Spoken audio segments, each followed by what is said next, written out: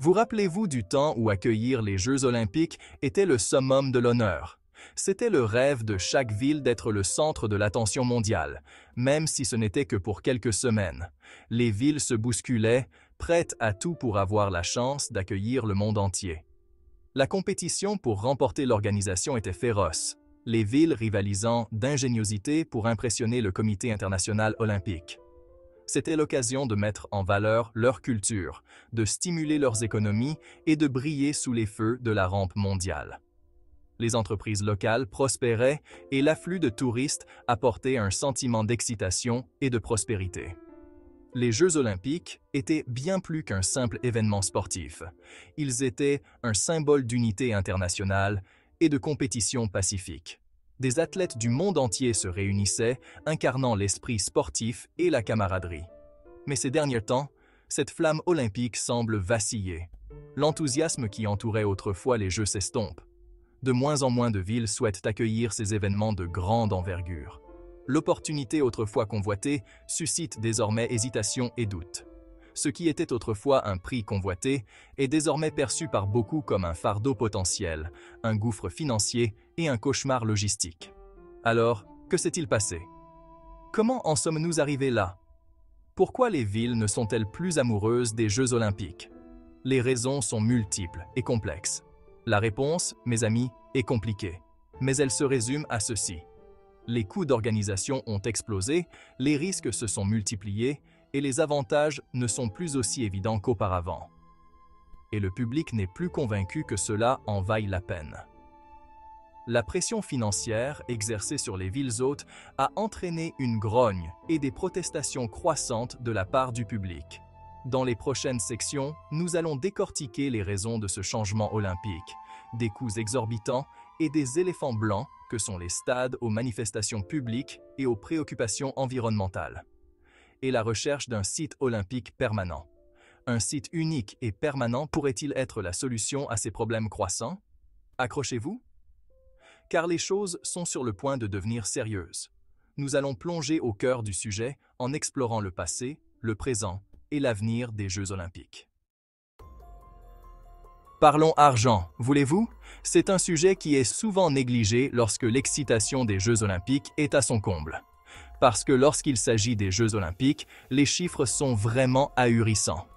La grandeur et le spectacle ont un prix exorbitant qui peut laisser des traces durables. Il s'agit de milliards et de milliards de dollars dépensés pour tout, de la construction de stades et de villages olympiques ultramodernes, au renforcement de la sécurité et à la gestion de l'afflux de touristes. Ces coûts peuvent devenir incontrôlables et dépassent souvent les budgets initiaux. Et il ne s'agit pas seulement des coûts directs, il y a aussi des dépenses cachées qui peuvent paralyser le budget d'une ville pendant des années. Ces coûts cachés peuvent être encore plus dommageables que les coûts visibles. Pensez à l'entretien à long terme de ces stades flambant neufs, dont la plupart ne seront utilisés qu'une seule fois avant de rester vides, à la modernisation des infrastructures et aux coûts d'opportunité que représente le détournement de ressources des services publics essentiels. Le fardeau financier ne disparaît pas avec la fin des Jeux. Et puis il y a les risques politiques. L'organisation des Jeux olympiques peut placer une ville sous les feux de la rampe mondiale, mais pas toujours pour les bonnes raisons. Les Jeux olympiques peuvent être un aimant pour les manifestations, le terrorisme et l'attention internationale. Cette visibilité accrue peut attirer ceux qui cherchent à faire passer un message. Vous vous souvenez du massacre de Munich en 1972? Ce fut un événement tragique qui a changé à jamais notre façon de voir la sécurité aux Jeux. Ou les problèmes de sécurité qui ont entouré les Jeux de Pékin en 2008 et les Jeux de Sotchi en 2014. Ces événements ont nécessité des mesures de sécurité sans précédent. Malheureusement, ces événements nous rappellent cruellement que les Jeux olympiques peuvent être la cible de ceux qui souhaitent perturber la paix.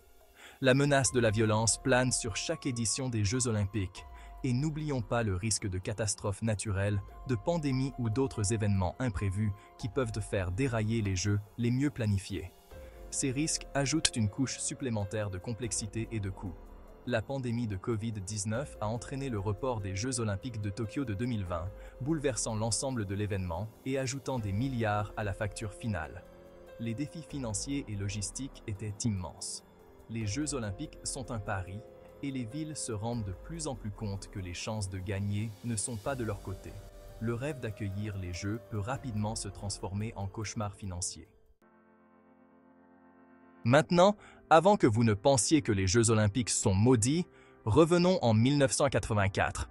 Los Angeles, une ville connue pour son soleil et le glamour d'Hollywood, a accueilli des Jeux remarquablement réussis et rentables. Alors, quelle était la recette secrète de Los Angeles? Ils ont été intelligents.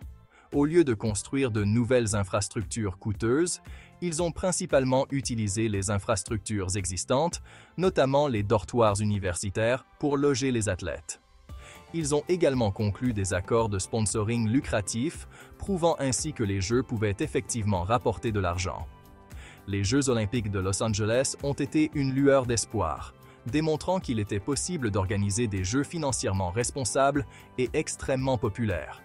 Mais voilà le hic. Presque personne n'a suivi l'exemple de Los Angeles. Au lieu de tirer les leçons de l'expérience de Los Angeles, les villes hôtes suivantes ont semblé tomber dans le piège de la surenchère, chacune essayant de surpasser la précédente avec des cérémonies plus extravagantes et des sites plus grandioses. La guerre des enchères. Une course vers le bas? La compétition pour accueillir les Jeux olympiques est devenue féroce, les villes se livrant à des guerres d'enchères qui ont fait grimper les coûts à des niveaux insoutenables. Les pays ont dépensé des millions, voire des milliards, dans des campagnes élaborées pour courtiser le Comité international olympique, promettant la Lune et les étoiles. Prenez par exemple le processus de candidature pour les Jeux olympiques de 2016.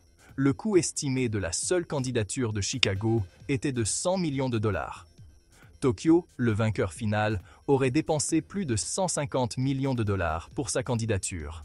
Mais voilà le problème. Cet argent est dépensé avant même qu'un seul stade ne soit construit ou qu'une seule médaille ne soit décernée. C'est un jeu de poker à enjeu élevé et c'est toujours la maison qui gagne.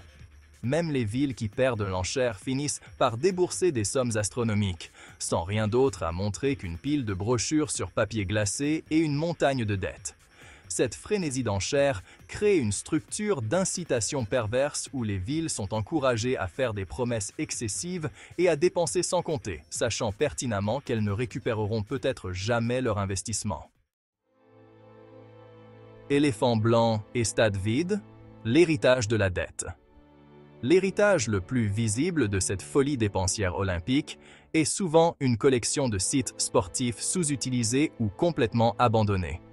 Ces éléphants blancs, comme on les appelle, sont autant de rappels frappants du coût financier des Jeux. Vous vous souvenez du stade emblématique du Nid d'Oiseau à Pékin, construit pour les Jeux olympiques de 2008 pour un coût de près d'un demi-milliard de dollars? Il est aujourd'hui peu utilisé, ce qui témoigne de la difficulté à reconvertir ces structures grandioses. Ou que dire du parc olympique de Rio de Janeiro, autrefois un centre d'activités animé pendant les Jeux de 2016. Aujourd'hui, il n'est plus que l'ombre de lui-même, de nombreux sites étant en ruine et confrontés à un avenir incertain. Ces éléphants blancs sont bien plus que des horreurs architecturales. Ils représentent un gaspillage colossal de fonds publics. L'argent qui aurait pu être investi dans l'éducation, la santé ou les infrastructures est plutôt consacré à des projets qui offrent peu d'avantages à long terme. Les Jeux du peuple, indignation du public et boycott. Alors que les coûts d'organisation des Jeux olympiques sont devenus incontrôlables, l'opposition du public aux Jeux s'est également accrue. Le fardeau financier qui pèse sur les villes hôtes est devenu un important sujet de discorde. Les citoyens du monde entier se demandent de plus en plus si les avantages supposés l'emportent sur les inconvénients indéniables. Les promesses de retombées économiques et de reconnaissance mondiale sont souvent loin d'être tenues. Ces dernières années, nous avons assisté à une vague de protestations et de référendums dans les villes candidates à l'organisation des Jeux olympiques. Ces mouvements sont motivés par une prise de conscience croissante des coûts sociaux et économiques que cela implique. Les habitants en ont assez de voir l'argent de leurs impôts englouti dans des méga-événements alors que les services essentiels sont réduits. Les écoles, les hôpitaux et les transports publics sont souvent mis à mal par le détournement de fonds vers des projets olympiques. Ils s'inquiètent de l'impact environnemental de ces projets de construction massifs et du déplacement des populations pour faire place aux sites olympiques.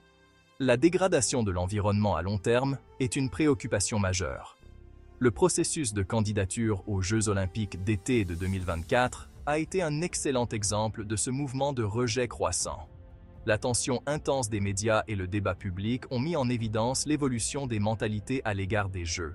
Plusieurs villes, dont Hambourg, Rome et Budapest, ont retiré leur candidature après avoir été confrontées à une opposition publique écrasante. Les citoyens se sont exprimés haut et fort, exigeant une réévaluation des priorités. Finalement, c'est Paris qui a obtenu l'organisation des Jeux, mais non sans une résistance locale importante. La décision a été accueillie par des réactions mitigées, reflétant les sentiments complexes qui entourent les Jeux olympiques. Il semble que les Jeux olympiques soient confrontés à une crise de légitimité. Le prestige autrefois incontestable d'accueillir les Jeux est désormais remis en question. Les Jeux, autrefois symbole d'unité internationale, sont devenus un paratonnerre pour le mécontentement, soulignant le fossé grandissant entre le monde élitiste du sport et la réalité quotidienne des citoyens ordinaires. Cette déconnexion soulève des questions importantes sur l'avenir des Jeux olympiques et leur rôle dans notre société mondiale. Vous avez aimé découvrir pourquoi personne ne veut accueillir les Jeux olympiques? Cliquez sur le bouton s'abonner et activez la cloche pour rester au courant des faits et des histoires fascinantes de Danny's Mind Fact. Ne ratez rien.